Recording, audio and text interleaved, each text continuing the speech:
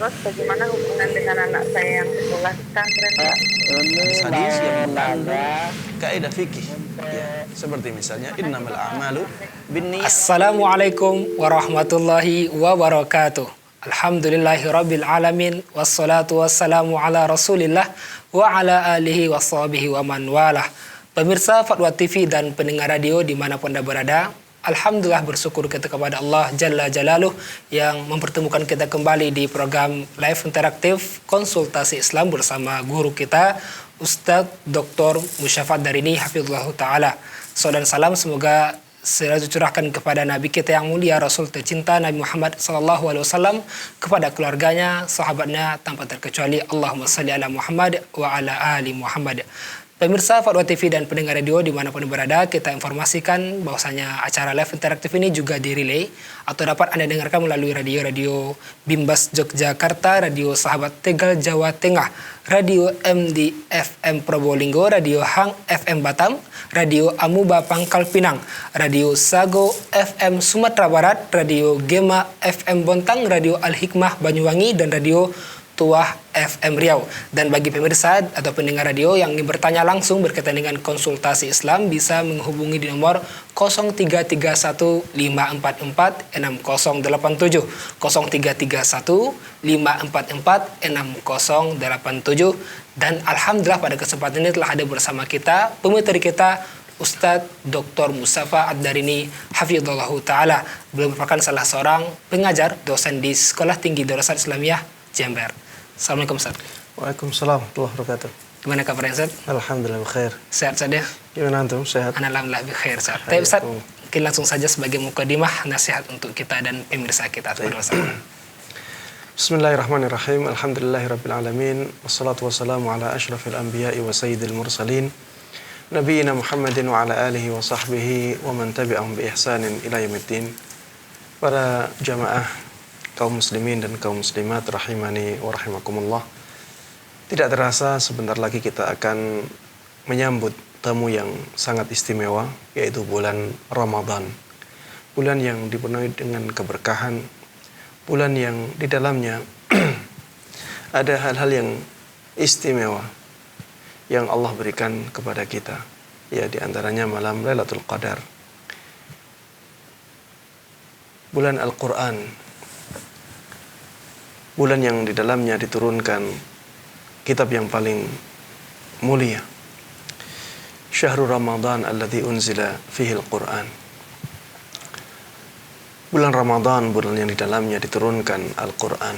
Di bulan itu kita disyariatkan, bahkan diwajibkan untuk menjalankan salah satu dari rukun Islam, yaitu puasa di bulan Ramadan.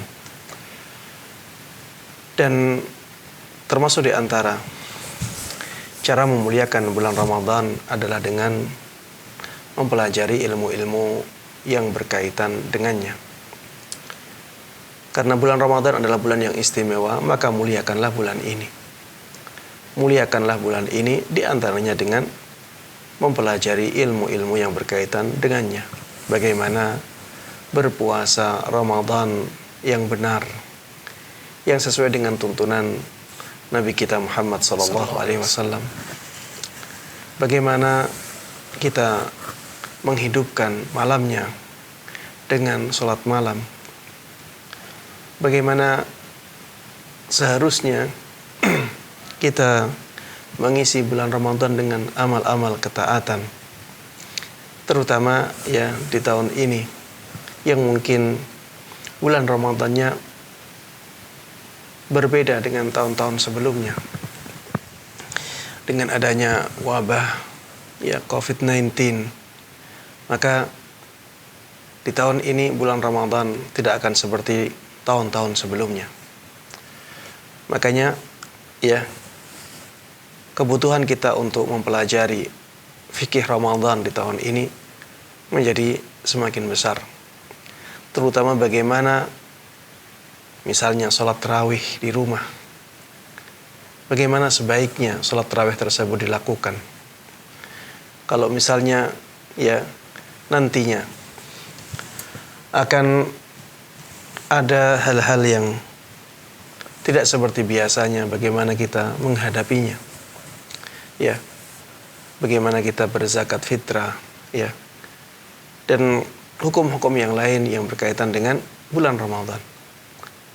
Kalau kita ingin memuliakan bulan Ramadan dengan baik, maka pelajarilah ilmu-ilmu agama yang berkaitan dengan bulan Ramadan, sehingga ketika bulan Ramadan tersebut datang, kita sudah bersiap dengan ilmunya, dan kita juga sudah bersiap dengan menghormatinya, dengan mengamalkan amalan-amalan kebaikan yang bisa menjadi cara kita untuk mengambil pahala yang sebanyak-banyaknya dari bulan Ramadan tersebut, ya. Intinya, marilah kita untuk menyambut bulan Ramadan ini mempelajari dengan baik hukum-hukum masalah-masalah agama yang berkaitan dengan bulan Ramadan, sehingga kita bisa memanfaatkan bulan Ramadan tersebut dengan sebaik-baiknya untuk mendapatkan kemuliaan di sisi Allah Subhanahu wa taala. Demikian pesan singkat ini yang mudah-mudahan bermanfaat. Mudah-mudahan menjadikan kita semangat untuk mempelajari fikih tentang Ramadan, dan mudah-mudahan Allah Subhanahu wa taala menjadikan kita semuanya orang-orang yang diberikan ilmu yang bermanfaat, bisa mengamalkan ilmu dengan sebaik-baiknya, dan mudah-mudahan Allah Subhanahu wa taala menjaga keteguhan kita di atas jalan yang lurus ini hingga ajal menjemput kita semuanya. Amin amin ya rabbal alamin. Syukran, jazakallah khairan atas nasihatnya. Dan semoga Allah pertemukan kita dengan Ramadan saja. Amin, amin. Dan wabah sudah terangkat insyaallah. Amin. Baik. Jazakallah khairan Ustaz. Dan pertanyaan pertama sudah ada telepon masuk Ustaz. Coba kita sapa dulu. Assalamualaikum Fatwa TV. Waalaikumsalam warahmatullahi wabarakatuh. Ya, bersama siapa di mana? Bapak Kasno dari Jawa Tengah. Ya, silakan Bapak. Ya, Waalaikumsalam.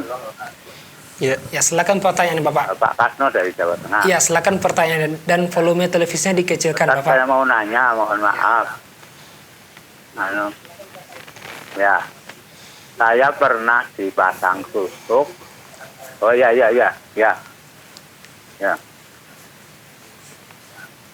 Saya pernah dipasang susuk, tapi saya nggak minta, tapi dipasang.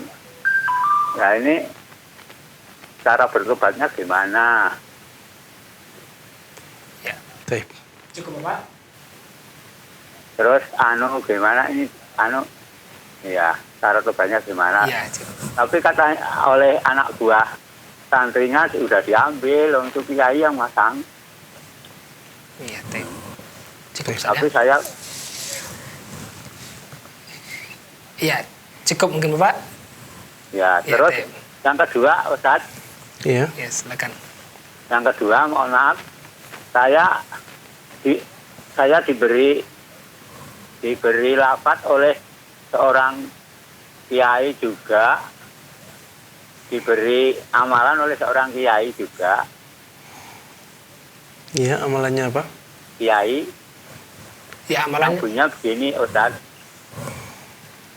katanya kalau supaya mimpinya tidak jelek-jelek, saya sebelum tidur supaya membaca amalan ini. Ya, baik. Amalannya apa? Amalannya Ustaz, ya mungkin sudah tergambar selesai. Bismillahirrahmanirrahim. Fakhusiro li Sulaimana junuduhu minal jini wan insi watoiri wahum yujangun. Itu amalan batil apa enggak Ustaz itu? Baik. Baik, ya. Sudah ya. Baik. Terima kasih Bapak Kasno di Jawa Tengah. Silakan dijawab Ustaz. Baik. Ya, tafadhol Ustaz. Pertanyaan yang pertama tentang bagaimana cara bertaubat dengan amalan yang berupa tadi ya, pasang susuk di tubuh ya. Biasanya susuk ini ya apabila datangnya dari dukun ya, atau siapapun yang menamakan dirinya dengan nama-nama yang lain, tapi sebenarnya dia ada kerjasama dengan jin ya, maka saya namai dukun. Cara bertaubat adalah dengan syarat-syarat ya, dengan menjalankan syarat-syarat taubat dalam melakukan kemaksiatan kepada Allah Subhanahu wa taala. Ya. Yang pertama, an-nadam, menyesali perbuatan dosa tersebut. Ya, apalagi pasang susu ini yang biasanya adalah difungsikan sebagai jimat. Ya, maka di sini ini ada dua kemungkinan. Bisa saja kemungkinannya adalah syirik asghar, apabila dia meyakini bahwa dengan susu tersebut, ya, dia bisa selamat, ada yang menjaganya. Perantara susu hanya sebagai perantara saja. Akan tetapi yang menyelamatkan adalah Allah Subhanahu wa taala. Ya, ini kalau keyakinannya seperti ini maka syirik asghar. Kemungkinan lain, syiriknya menjadi syirik akbar, apabila dia meyakini bahwa memang susu itulah yang menjaga dia. Susu itulah yang menjaga dia, dan dia berharap agar susu tersebut menjaga dirinya. Ya, maka keyakinan seperti ini menjadi menjerumuskan seseorang ke dalam syirik akbar. Ya. Cara bertaubatnya ya adalah dengan menyesalinya. Menyesal telah melakukan hal tersebut. Syirik asghar lebih besar dari dosa besar. Ya. Syirik akbar apalagi. Kemudian yang kedua adalah berhenti dari dosa tersebut. Berhenti bisa dengan meninggalkan perbuatan kemaksiatan, dan apabila kemaksiatan tersebut berupa dipasangi susu, maka diambil susunya apabila tidak mendatangkan mudarat yang lebih besar. Ya, diambil susunya apabila tidak mendatangkan mudarat yang lebih besar. Ya, dan biasanya pemasangan dan pengambilannya ya biasanya dengan melakukan hal-hal yang gaib. Maka apabila untuk mengambilnya harus melakukan sesuatu yang tidak disyariatkan lagi, maka tidak perlu datang ke dukun. Apabila bisa diambil lewat ilmu kedokteran ya, maka diambil. Apabila dilihat dengan ilmu kedokteran tidak terlihat, ya intinya tidak bisa diambil, ya maka sudah tidak ada masalah, biarkan. Ya, kalau menurut dukunnya mengatakan masih ada susu, tapi kita pergi ke rumah sakit di ronsen ternyata tidak ada, ya maka sudah anggap saja tidak ada, dan sudah jangan bergantung sedikit pun dengan susu tersebut hati kita. Kemudian ya tinggalkan amalan-amalan yang dulu diperintahkan karena adanya susu tersebut. Kemudian yang ketiga, syarat yang ketiga adalah adanya tekad untuk tidak mengulanginya lagi. Adanya tekad untuk tidak mengulangi dosa tersebut.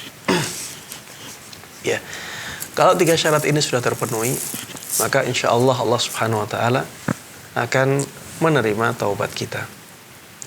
Insya Allah Allah Subhanahu Wa Taala akan menerima taubat kita. Kemudian pertanyaan yang kedua, yaitu tentang amalan yang apabila dilakukan maka seseorang akan dijauhkan dari mimpi buruk, yaitu dengan membaca ayat di dalam surat An-Naml, wa husyira li Sulaimana junuduhu minal jinni wal insi wat tayri fahum yuzaun. Ya. Taib. Ayat ini menjelaskan tentang Nabi Sulaiman diberikan kekuasaan atau kemampuan oleh Allah Subhanahu wa taala untuk mempunyai tentara-tentara dari manusia, tentara dari jin, tentara dari burung-burung. Ya. Ini menjelaskan tentang hal tersebut. Tidak ada hubungannya dengan mimpi. Tidak ada hubungannya dengan mimpi. Dan yang saya tahu tidak ada satu hadis pun yang menjelaskan amalan ini. Kalau sebuah amalan tidak datang dari Rasulullah Sallallahu Alaihi Wasallam dan itu amalan ibadah, kita tanya orang tersebut, terus dari mana datangnya? Kita tanya orang tersebut, dari mana datangnya? Mana hadisnya yang menjelaskan hal tersebut? Kenapa hadis yang jelas-jelas dijelaskan oleh Nabi kita Muhammad sallallahu alaihi wasallam malah ditinggalkan. Yaitu hadis Abu Hurairah yang menjelaskan tentang kisah sahabat Abu Hurairah bersama jin. Ya. Kemudian di malam yang ketiga, sahabat Abu Hurairah mengatakan, sahabat Abu Hurairah diberitahu oleh jin tersebut dengan mengatakan, bacalah ayat Al-Kursi, bacalah ayat Kursi sebelum tidurmu, maka engkau tidak akan diganggu oleh jin, ya. Maka engkau tidak akan diganggu oleh jin. Kemudian sahabat Abu Hurairah menjelaskan atau menceritakan kejadian ini kepada Rasulullah sallallahu alaihi wasallam, dan Rasulullah sallallahu alaihi wasallam setelah itu mengatakan, shadaqaka wa huwa kadzub. Dia telah berkata benar kepadamu. Dia telah berkata jujur kepadamu, meskipun dia adalah sesuatu yang selalu berkata dusta. Meskipun dia selalu berkata dusta, tapi ketika itu dia jujur. Ini pembenaran yang diberikan oleh Nabi kita Muhammad sallallahu alaihi wasallam. Rasulullah membenarkan hal tersebut, sehingga hal tersebut memang benar adanya. Kenapa kita malah meninggalkan yang ini, yang jelas-jelas ada tuntunannya dari Nabi kita Muhammad sallallahu alaihi wasallam? Kalau misalnya kita ingin ya agar tidur kita tenang, tidur kita tidak diganggu oleh jin, tidak diganggu oleh syaitan, maka cukup bacalah ayat Kursi. Dengan membaca ayat Kursi, Allah Subhanahu wa taala akan menjaga kita. Dan syaitan tidak akan berani mendekati kita. Ya. Dan ini ada hadisnya jelas, hadisnya sahih. Ya. Oleh karenanya, gantilah amalan-amalan yang tidak ada tuntunannya tersebut ya dengan amalan-amalan yang jelas tuntunannya dari Nabi kita Muhammad sallallahu alaihi wasallam. Ya. Jazakallah khairan atas jawabannya. Demikian yang bertanya, semoga bisa dipahami. Jadi diganti dengan surah ayat Kursi saja. Baik. Ada telepon yang masuk lagi, saat kita coba sapa. Tafadhal. Assalamualaikum Fatwa TV. Assalamualaikum Fatwa TV. Salam. Ya, bersama siapa, di mana? Assalamualaikum. Waalaikumsalam warahmatullahi wabarakatuh. Bersama siapa, di mana? Waalaikumsalam. Ya. Mohon Ini maaf, Pak Pak. Udin dari Kuningan, Jawa Barat. Ya, volume televisinya dikecilkan, Bapak ya. Mohon maaf. Cukup dengarkan via telepon saja. Pak Udin dari Jawa Barat, Kuningan. Ya. Ya. Ya, silakan pertanyaannya.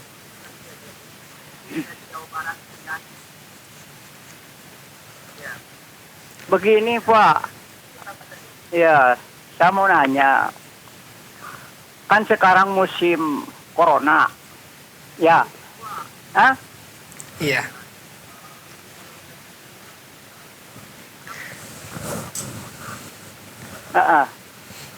Musim corona. Iya. Di mana tuh para kiai, ustadz yang percaya tuh takut sama corona? Apa enggak rubah itu akidahnya, rusak? Ya. Akidahnya rusak enggak? Ya, cukup Bapak. Ya, terima kasih Bapak Udin di Kuningan. Insyaallah akan dijawab oleh Ustaz, insyaallah. Baik. Silakan Ustaz. Iya. Kita ya sedang mengalami wabah yang menyebar di banyak negara ya. Mayoritas negara di dunia sudah terkena wabah ini ya. Dan tidak terkecuali negara kita, Indonesia. Wabah ini seperti ya penyakit-penyakit menular yang lainnya. Dia ada sebabnya, dan sebabnya bisa dilihat. Sebabnya karena virus yang memasuki tubuh manusia, yang menjadikan tubuh tersebut ya sakit. menjadikan tubuh tersebut tidak normal, susah bernafas karena yang diserang biasanya paru-paru. Ya, ketika gagal nafas, ya paru-parunya tidak berfungsi, akhirnya gagal nafas, maka yang terkena wabah tersebut biasanya meninggal. Penyakit seperti ini seperti penyakit-penyakit yang lainnya. Seperti penyakit-penyakit yang lainnya. Jadi kita harus berusaha untuk menyelamatkan diri. Kita harus berusaha untuk menjauhkan diri dari sebab-sebab sakitnya. Sehingga tidak masalah apabila kita melakukan hal-hal yang bisa menjauhkan diri kita dari sakit ini. Ya, seperti penyakit menular yang lainnya, persis. Ya, misalnya ada penyakit cacar, ya, bisa dilihat. Cacar tersebut ya biasanya bisa menular dari misalnya bersentuhan. Maka jangan sampai kita melakukan sentuhan dengan orang yang menderita penyakit cacar. Contohnya lagi seperti misalnya hepatitis. Ya. Kalau ada orang hepatitis, kita tahu hepatitis menular. Maka kita diperintahkan untuk tidak ya misalnya menggunakan alat-alat makan yang sudah digunakan oleh orang yang terkena hepatitis tersebut.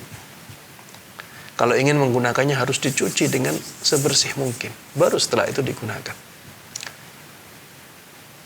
Begitu pula penyakit-penyakit yang lain, ya.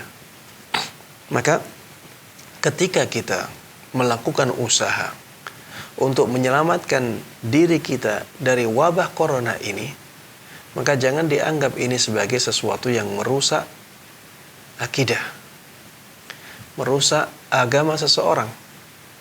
Jangan dianggap demikian. Karena memang Allah Subhanahu wa taala ya menjadikan penyakit ini mempunyai sebab tertentu. Dan kita diperintahkan oleh syariat untuk menjaga diri kita. Sehingga kita harus menjauhinya dengan cara-cara yang sesuai dengan syariat Islam dan terbukti secara ilmiah. Ya. Dan hal yang seperti ini, usaha lahir seperti ini, ya, dibolehkan di dalam syariat, bahkan diperintahkan. Makanya Rasulullah Sallallahu Alaihi Wasallam dahulu telah menyabdakan firra minal majdumi firaraka minal asad. Larilah engkau dari orang yang terkena penyakit lepra seperti larimu dari singa. Rasulullah Shallallahu Alaihi Wasallam memerintahkan kita untuk menyelamatkan diri agar tidak terkena ya lepra. Bahkan sampai memberikan kata-kata yang ya ini kalau di dalam bahasa kita adalah bahasa hiperbola atau majas hiperbola. Ya. Seperti larilah engkau dari orang yang kena penyakit lepra seperti larimu dari singa. Ini ya memakai kata-kata lari dari singa ini sesuatu yang sangat kuat penekanannya. Larilah sekencang-kencangnya maksudnya. Karena penyakit lepra tersebut ya penyakit yang menular. Maka kita diperintahkan oleh syariat untuk menyelamatkan diri kita. Dan kalau ini dibahasakan dengan bahasa takut, ya, disebut dengan sikap takut. Maka takut yang seperti ini tidak tercela di dalam syariat Islam. Karena sebabnya jelas. Karena sebabnya masuk akal. Seperti orang takut ular. Orang takut ular karena sebabnya jelas. Karena masuk akal ular tersebut bisa mencelakai dia, maka takutnya dia kepada ular bukanlah takut yang dilarang oleh syariat. Ini takut yang sesuai dengan fitrah manusia. Kalau misalnya ada orang takut ular, apakah kita akan katakan orang tersebut rusak Islamnya, rusak akidahnya? Tentunya tidak. Begitu pula kalau misalnya ada orang takut diterkam macan, dia melihat ada macan di sana, akhirnya dia lari dengan sekencang-kencangnya. Dia takut kepada sesuatu yang sebabnya nyata.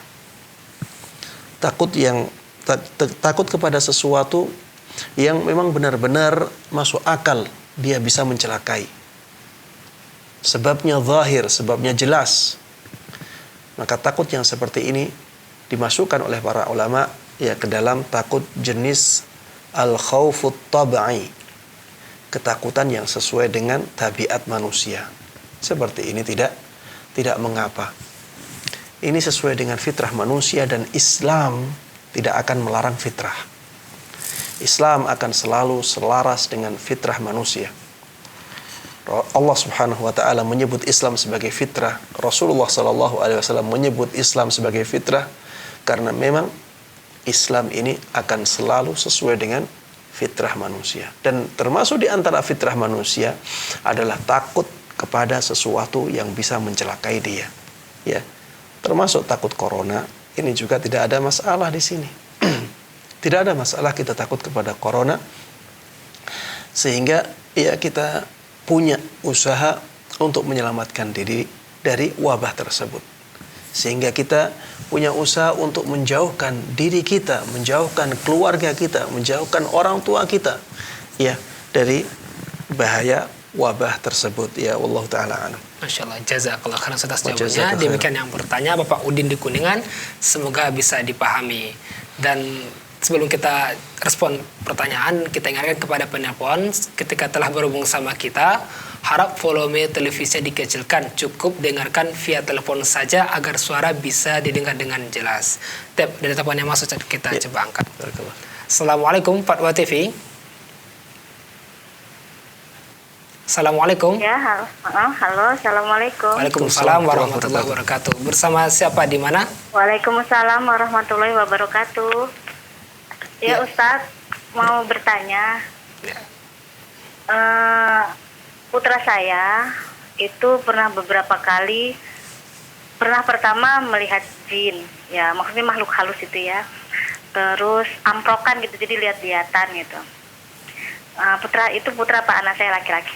Terus yang pernah sekali lagi diganggu, dia sedang study tour, lift itu terbuka sendiri, jalan sendiri gitu. Dia saat itu dia malam gitu mau keluar. Nah itu yang jadi permasalahan, kenapa anak saya sering sekali diganggu gitu. Sedangkan saya sudah berusaha mengajarkan dia untuk mengikuti bagaimana cara Rasulullah tidur berwudu dulu ya, terus tilawah. Tapi ini anak saya terus yang kedua ini yang sering diganggu gitu. Jadi kadang saya suka khawatir gitu, Ustaz. Misalnya tidur di kamar, tahu-tahu dia pindah ke kamar saya tuh, dia kenapa pindah? Takut gitu. Nggak boleh takut, udah wudu belum? Sudah, udah doa sudah gitu. Nah itu membuat saya khawatir kenapa anak saya suka diganggu. Sedangkan saya sudah berusaha untuk tadi mengajarkan, dan rumah pun tidak ada gambar-gambar ya. Dan saya selalu berusaha untuk rumah dalam keadaan bersih ya. Sudah cukup Ibu? Mengajarkan anak untuk menjaga kebersihan lah gitu ya, itu yang pertama Ustadz. Maaf Ustadz, ada 2 pertanyaan ya, silakan. Yang pertama itu kenapa anak saya kok selalu diganggu gitu, sering lah beberapa kali melihatnya. Terus yang kedua ini soal mendekati bulan Ramadan, apakah amalan saya diterima ketika adik saya mendiamkan saya walaupun saya sudah berusaha untuk menyambung dengan menelponnya, dengan melalui orang tua, meminta maaf, apapun saya coba gitu, dengan memberi hadiah gitu. Tetapi kayaknya dia masih marah sampai saat ini hingga tidak mau. Kenapa Ibu punya gitu keyakinan seperti itu? Saya nelpon orang tua, saya ingin bicara dengan adik saya tuh dia tidak pernah mau menerima gitu. Yang saya khawatirkan amalan saya tidak diterima itu. Iya, dari mana itu? Yang kata selama bulan Sya'ban itu kan amalan akan terangkat kecuali orang yang sedang bermusuhan atau melakukan kesyirikan. Nah, saya khawatir itu. Terima kasih Ustaz. Itu aja 2 pertanyaan. Mohon maaf. Assalamualaikum warahmatullahi wabarakatuh. Assalamualaikum warahmatullahi wabarakatuh. Pertanyaan yang pertama tentang anak ya. Anaknya sering diganggu oleh jin. Ya Allah a'lam, ya sebabnya banyak.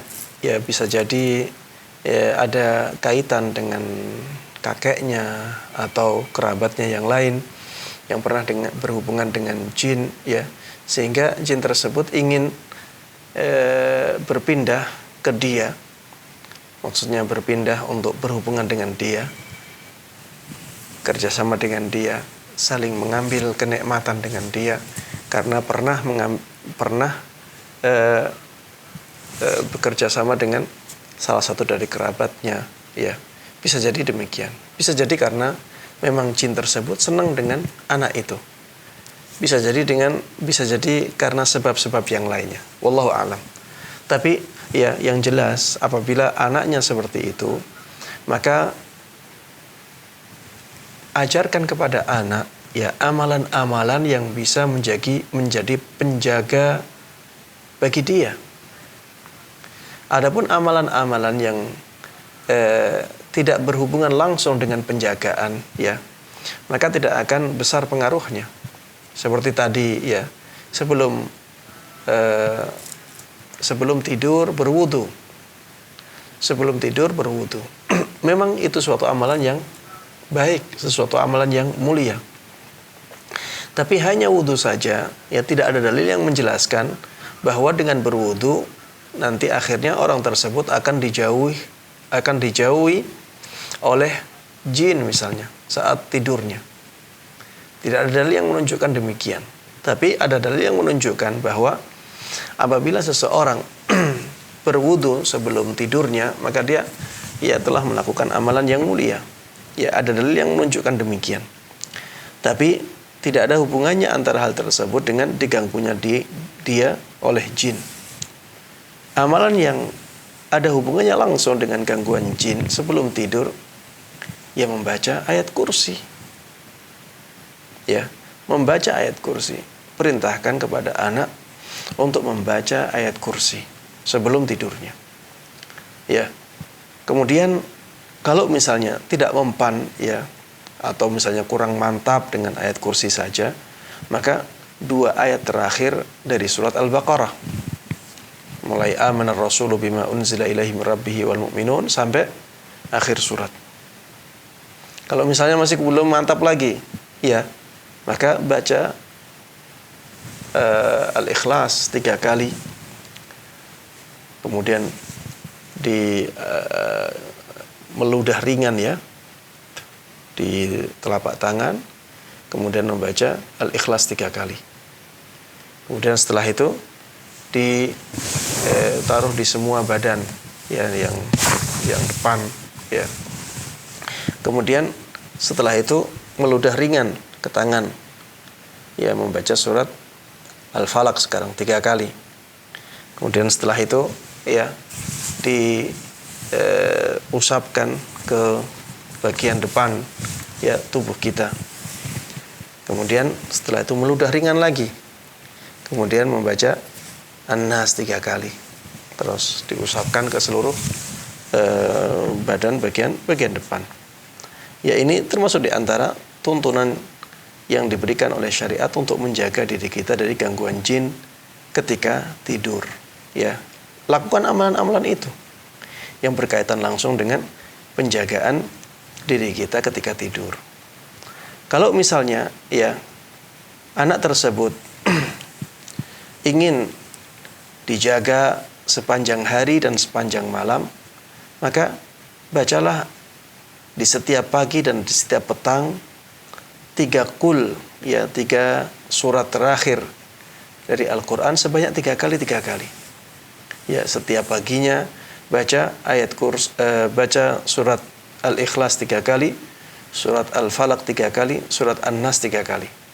Nanti di petangnya, ya, misalnya ba'da asar atau ba'da sholat maghrib, baca surat-surat yang sama. Al-Ikhlas 3 kali, surat Al-Falaq 3 kali, surat An-Nas 3 kali. Ya, dengan membaca 3 surat tersebut, maka dia akan dijaga oleh Allah Subhanahu wa ta'ala dari bahaya, ya, sepanjang siangnya dan sepanjang malamnya. Kemudian, ya, ketika misalnya singgah di suatu tempat, ya, bacalah doa. Ajarkan kepada anak doa yang dituntunkan oleh Nabi kita Muhammad SAW untuk penjagaan. Seperti misalnya a'udzu bikalimatillahi tammah min kulli syaitanin wa hammah wa min kulli ainin lammah. Atau membaca doa a'udzu bikalimatillahi tammati min syarri ma khalaq. Ya, dua zikir tersebut dua-duanya diajarkan oleh Nabi kita Muhammad sallallahu alaihi wasallam dan dua-duanya bermanfaat untuk menjaga diri kita di tempat itu. Ya. Bacalah hal-hal yang seperti ini. Kalau misalnya ya rumahnya selalu kedatangan jin, maka bacalah surat Al-Baqarah di rumah tersebut. Surat Al-Baqarah, bukan surat yang lainnya. Ya, karena Rasulullah sallallahu alaihi wasallam dahulu pernah menyabdakan, "La taj'alu buyutakum maqabir, fa inna syaitana yanfiru minal baiti alladhi tuqra'u fi suratul Baqarah." Hadis sahih riwayat Imam Muslim. Jangan jadikan rumah kalian seperti kuburan. Jangan jadikan rumah kalian seperti kuburan. Kuburan di zaman Nabi Muhammad sallallahu alaihi wasallam tidak ada bacaan Al-Qur'an. Maka jangan jadikan rumah kalian seperti itu. Karena rumah yang dibacakan surat Al-Baqarah di dalamnya, syaitan akan lari dari rumah itu. Rumah yang dibacakan surat Al-Baqarah di dalamnya, syaitan akan lari dari rumah itu. Ya. Ya, seperti ini dibaca. Seperti ini dibaca biar rumahnya bisa steril. Kalau ada yang bertanya, "Ustadz, sudah dilakukan semuanya, tapi masih saja seperti itu," maka pertanyakan akidah kita. Bisa jadi kita bergelimang dengan kesyirikan. Makanya ibadah-ibadah kita tidak diterima oleh Allah Subhanahu wa taala. Coba muhasabah diri. Akidah kita sudah lurus atau belum? Mungkin kita masih punya keyakinan-keyakinan kesyirikan yang Allah Subhanahu wa taala menjadikannya sebagai penghalang antara kita dengan diterimanya amal-amal kebaikan kita. Karena kalau kita sudah melakukan hal-hal yang disunnahkan, hal-hal yang dituntunkan oleh Nabi kita Muhammad sallallahu alaihi wasallam dengan baik, ya harusnya hal-hal tersebut ada atharnya, ada pengaruhnya. Kalau ternyata tidak ada pengaruhnya sama sekali dan padahal hal tersebut benar-benar dituntunkan oleh Nabi kita Muhammad sallallahu alaihi wasallam, kita harus pertanyakan diri kita, ada yang tidak beres. Mungkin akidah kita, mungkin keyakinan kita ada yang tidak beres sehingga Allah Subhanahu wa taala tidak mau mengabulkan permintaan-permintaan kita. Wallahu taala a'lam. Insyaallah. Pertanyaan kedua, Ustaz, masalah hubungan silaturahim. Hubungan, iya. Taib, diterimanya amalan ibadah seseorang tidak berhubungan dengan masalah tidak dimaafkannya dia oleh orang lain. Ya. Kalaupun orang lain tidak memaafkan dia, ya, maka bukan berarti amalan-amalan dia di bulan Ramadan tidak akan diterima oleh Allah Subhanahu wa taala. Tidak ada yang demikian ini, ya. Yang menghalangi diterimanya sebuah amalan itu kesyirikan. Ya. Kesyirikan yang akbar itu menghalangi diterimanya semua amalan. Adapun kesyirikan asghar itu menghalangi diterimanya amalan yang dia terjatuh ke dalam syirik asghar itu. Adapun seperti ya misalnya menggibah orang lain, ya, menipu orang lain, mencuri, ya, berzina ataupun menzalimi orang lain, maka ini semuanya ya tidak menjadikan amalan seseorang yang lain tidak diterima oleh Allah Subhanahu wa taala. Ya, wallahu taala alam. Jazakallah khairan atas jawabannya. Demikian yang bertanya, semoga bisa dipahami. Pemirsa Farwa TV dan pendengar radio di mana berada, kembali kita mengajak bagi pemirsa yang bertanya langsung bisa menghubungi di nomor 0331 544 6087 0331 544 6087. Baik Ustaz, ada telepon yang masuk. Ya. Kembali kita angkat. Assalamualaikum Farwa TV. Ya, waalaikumsalam. Bersama Ibu siapa di mana? Begini Ustaz. Ya. Halo? Ya, silakan Ibu, silakan. Ini begini. Anak saya itu kan penghafal Al-Quran gitu. Ya. Halo? Ya, silakan Ibu, pertanyaannya kami dengar. Anak saya itu kan penghafal Al-Quran itu Ustaz. Sedangkan kemarin waktu dia pulang dari Magelang, itu sekarang di rumah itu dia kalau apa karena faktor dia sakit gitu ya. Jadi kalau dia ngomong tuh suka ngelantur gitu Ustaz. Kalau Sedangkan di rumah itu sama abinya selalu disuruh murojaah, suruh membaca ayat kursi, kul 3 kali. Tapi itu ya memang sekarang udah agak berkurang, tapi masih ada gitu Ustaz. Jadi maksud saya itu apa ada harus diruqyah atau gimana? Dan kalau memang dibacakan surah Al-Baqarah itu ayat berapa sampai ayat berapa gitu Ustaz? iya, Atau jawaban ngelanturnya waktu kapan ya? Ya. Ustaz. Ya. Iya ya. Iya, ngelanturnya kapan ya waktunya? Itu kan dia sakit kemarin waktu di Jawa itu kan setengah bulan. Waktu di pesantren itu. Terus dia pulang ke Sumatera, kebetulan sekarang kan letaknya di Lubuk Linggau gitu kan. Itu sekarang penyakit dia tuh udah sembuh lah gitu, boleh dikatakan udah sembuh. Tapi dia tuh suka kalau ngomong tuh kayak orang lantur gitu loh. Jadi saya tuh kan agak ketakutan, apa ada faktor lain atau gimana gitu.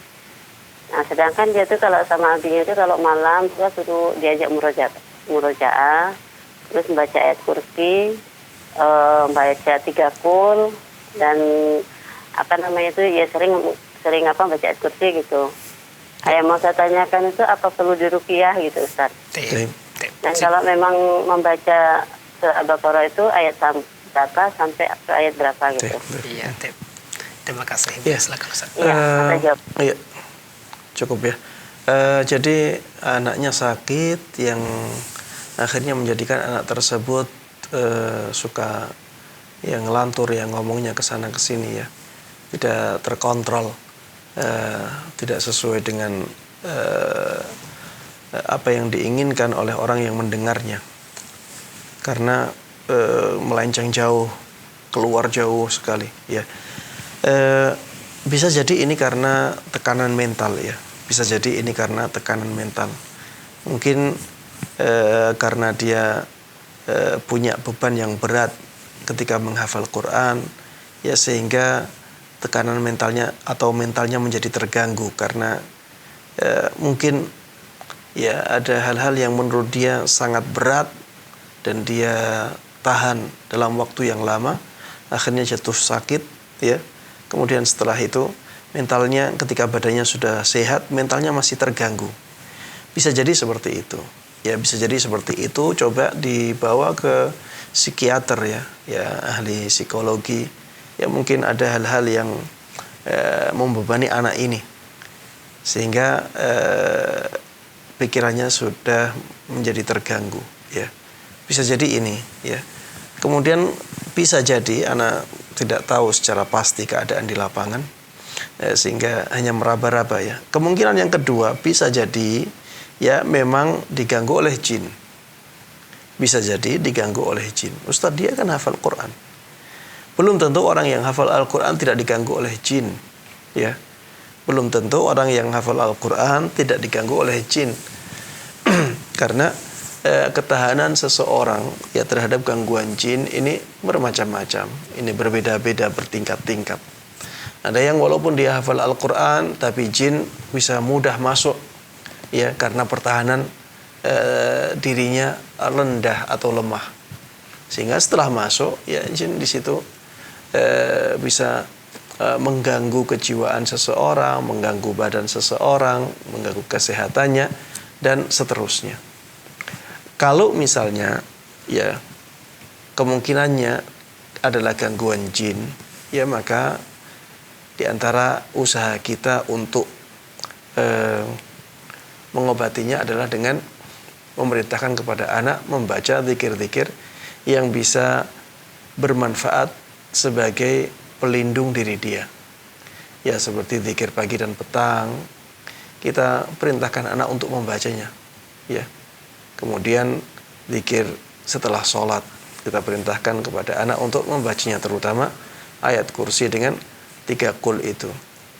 Kemudian sebelum tidur ya tadi baca ayat kursi dan zikir-zikir yang lainnya. Kemudian yang kedua, kita coba untuk kita ruqyah. kita coba untuk kita ruqyah. Misalnya dengan membacakan surat Al-Baqarah. Walaupun dia hafal Al-Baqarah, kita bacakan surat Al-Baqarah dan niat kita untuk memberikan kesembuhan kepada anak. Ya coba dibaca. Al-Baqarah itu yang dibaca apa? Dari awal sampai akhir. Dari awal sampai akhir, ya, dari surat Al-Baqarah ini sangat bermanfaat bagi orang yang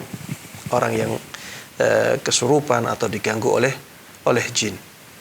Dibaca saja Al-Baqarah dari awal sampai akhir. Mungkin ya bapak ibunya membaca semuanya. Ya dengan niat untuk memberikan kesembuhan kepada anaknya dengan perantara membaca surat Al-Baqarah tersebut. Kalau misalnya tidak mampu, mungkin bisa diusahakan untuk meminta bantuan kepada ahli ruqyah. Ya, kalau ada ahli ruqyah di sekitar daerahnya, ya bisa diminta untuk melihat anaknya. Apakah ada kemungkinan dia kena gangguan jin ataukah memang masalah psikologi, ya. Ya dengan demikian kita bisa melakukan usaha perbaikan dengan tepat, ya. Karena kemungkinannya dua itu. Bisa jadi ini kemungkinan memang psikologi anak yang terganggu karena beban yang terlalu berat dia rasakan. Bisa jadi karena gangguan jin, ya. Bisa jadi dua-duanya. Allah taala alam. Jazakallah khairan atas jawabannya. Demikian yang bertanya, semoga bisa dipahami. Tapi dari telepon yang masuk lagi, coba kita angkat. Assalamualaikum, Fatwa TV. Halo, Assalamualaikum. Waalaikumsalam warahmatullahi wabarakatuh. Bersama Ibu siapa, di mana? Halo, Assalamualaikum. Waalaikumsalam warahmatullahi wabarakatuh. Ya, bersama siapa, di mana? Halo. Udah dikecilkan Pak, ini jauh dari TV nih nanyanya. Iya, silakan Ibu. Silakan pertanyaannya Ibu. Silakan pertanyaannya Ibu. Halo. Iya, silakan pertanyaannya Ibu.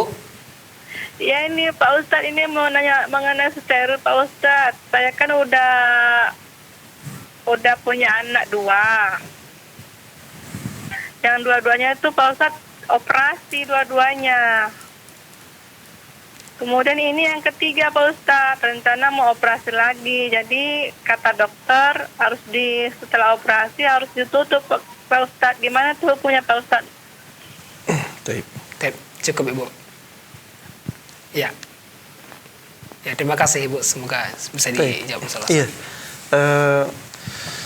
Dalam masalah sesar, ya, ada memang yang mengatakan kalau sudah 3 tidak bisa dilakukan sesar lagi sehingga harus ditutup.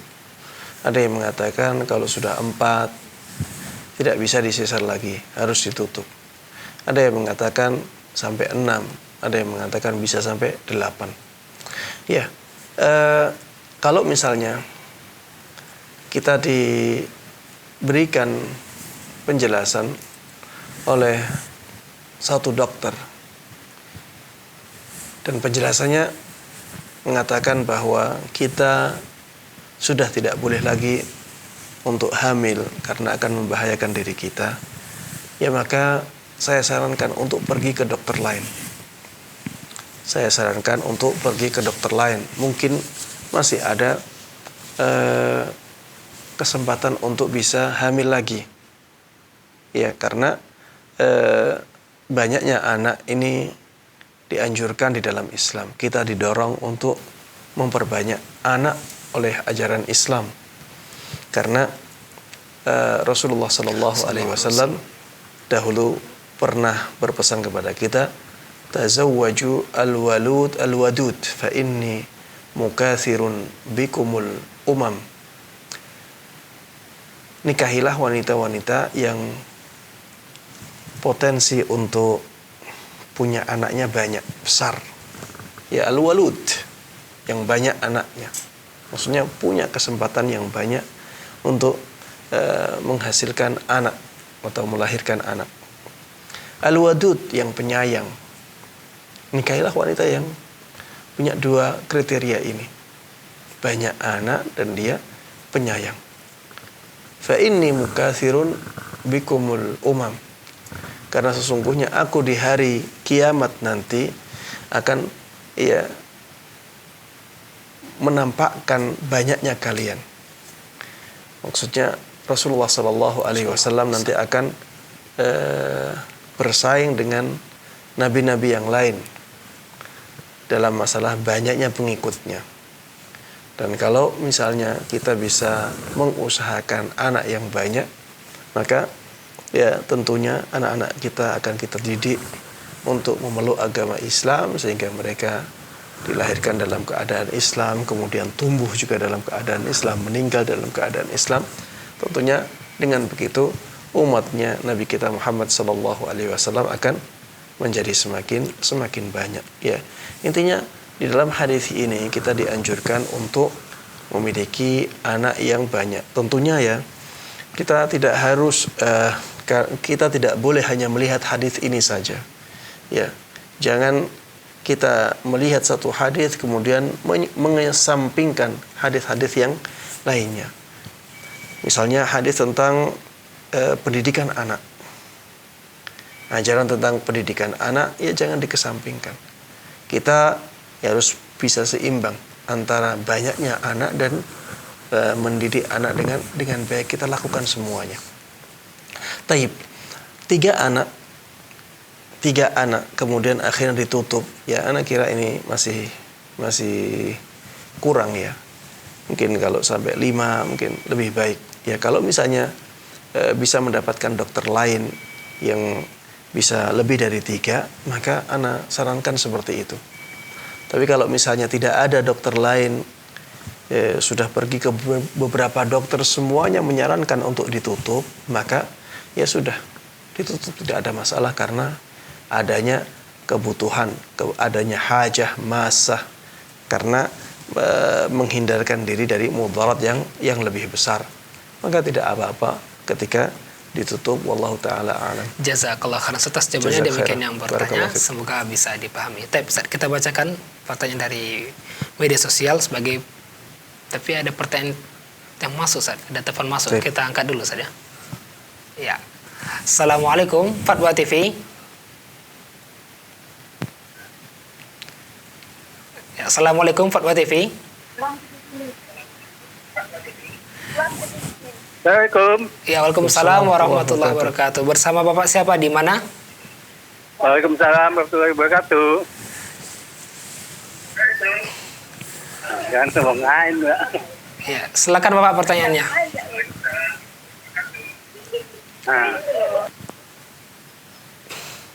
Terputus. Terputus seperti itu. Kita bacakan saja soal yang terdulu tadi dari saudara Iqra di Jakarta, Ustaz. Ustaz, apa hukum membayar zakat fitrah dengan cara transfer sejumlah dana ke lembaga zakat di tengah merebaknya wabah Covid ini, Ustaz? Saya melihat zakat fitrah yang seperti ini tidak sah ya. Saya melihat zakat fitrah yang seperti ini tidak sah. Yang pertama karena zakat fitrah itu ditunaikan dalam bentuk beras atau dalam bentuk makanan pokok masyarakat kita. Ya, makanan pokok masyarakat kita adalah beras, maka ditunaikannya juga dengan beras walaupun kita punya uang. Kenapa demikian? Karena Rasulullah Sallallahu Alaihi Wasallam dahulu menunaikannya dalam bentuk kurma, dan makanan pokok di zaman beliau, di masyarakat beliau adalah kurma. Ya, taib. Begitu pula ya kalau misalnya makanan pokoknya gandum, ya ditunaikan dalam keadaan atau dalam bentuk gandum. Dan di zaman Nabi Muhammad SAW sudah ada uang dirham, sudah ada uang dinar, dan tidak pernah sekalipun Rasulullah SAW menunaikan zakat fitrahnya dengan dirham atau dinar. Begitu pula para sahabatnya, tidak pernah seorang pun dari mereka menunaikan zakat fitrahnya dengan dirham dan dinar. Sehingga ya pendapat ini yang merupakan pendapat jumhur ulama ya dari 3 mazhab, mazhab Maliki, mazhab Syafi'i, dan mazhab Hambali. Inilah pendapat yang paling kuat dalam masalah ini. Tidak sah apabila ditunaikan dengan uang. Ya, kecuali apabila dia menunaikannya dengan uang, orangnya tadi menunaikannya menjadikan uang tersebut sebagai alat untuk membeli beras, ya, maka kalau seperti ini keadaannya maka tidak mengapa. Tapi kalau dia menyerahkan uang dan orang tadi juga, lembaga tadi juga memberikannya kepada fakir miskin juga berupa uang, maka seperti ini tidak sah. Kemudian alasannya kedua, zakat fitrah itu sudah ditentukan waktunya. Maka jangan sampai kita melakukan di luar waktunya. Hal ini seperti puasa Ramadan. Bolehkah kita puasa Ramadan di bulan Sya'ban? Bolehkah kita puasa Ramadan di bulan Muharram? Iya, tidak boleh. Ya, maka zakat fitrah juga demikian. Ada waktunya, maka tunaikan di waktunya. Waktu zakat fitrah adalah ya mulai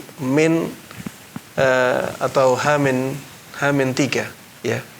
Jadi kalau misalnya Ramadannya itu 29 hari, ya berarti mulai tanggal 27, 28, 29 Ramadan sudah bisa membayar zakat fitrah, kemudian ditambah malam bulan Syawal sampai ditunaikannya salat Aid, ya. Apabila jumlah Ramadan 30 hari berarti mulai 28, 29, 30. Kemudian malam Syawal, malam 1 Syawal sampai ditunaikannya salat Id, ya. Dan kalau dilakukan di luar waktu ini, maka tidak sesuai dengan tuntunan. Kalau tidak sesuai dengan tuntunan, maka amalan tersebut ditolak oleh Allah Subhanahu wa taala.